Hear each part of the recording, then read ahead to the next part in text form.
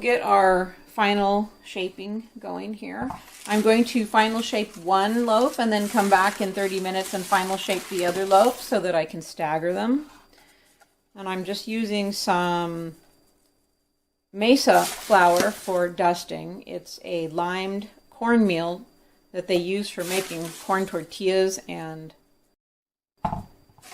like tamales and stuff. And it works really good. It's easy to brush off the dough.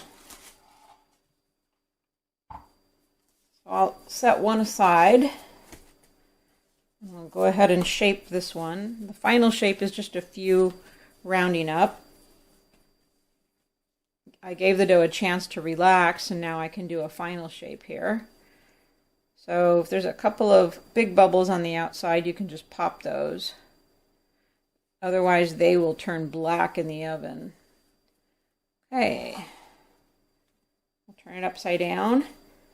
Now I'm going to put it in the proofer, which is set at 76 degrees Fahrenheit.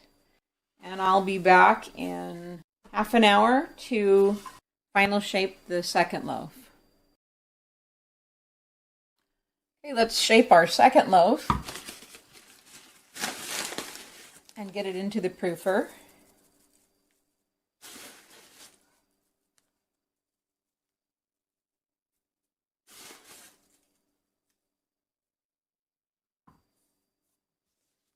We just need a gentle rounding up for the second shaping, or the final shape.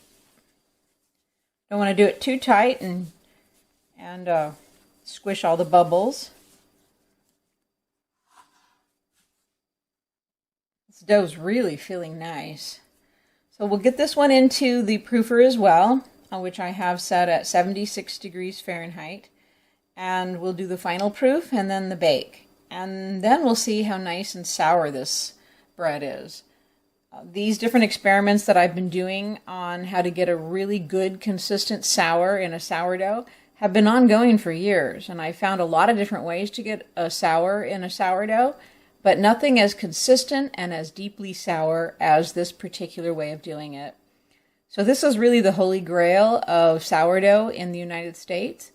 And it's been very difficult to learn how to make a consistent sour without the dough breaking down and the bread turning into a brick, because once the dough becomes acidic enough, it tends to break down the gluten.